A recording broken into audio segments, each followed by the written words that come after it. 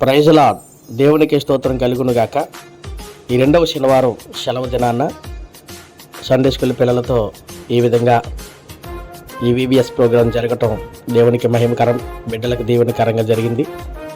మరి Sunday school టీచర్లచే అనేకమైన machinery stories, అలాగే భక్తుల జీవితాల యొక్క మాదిరి, అలాగే అనేకమైన పాటలు నేర్పించి మరింత దేవుని జ్ఞానాన్ని తెలియజేసి బిడ్డలందరినీ కూడా ఎంతో ఉన్నతంగా నిలబెట్టారు.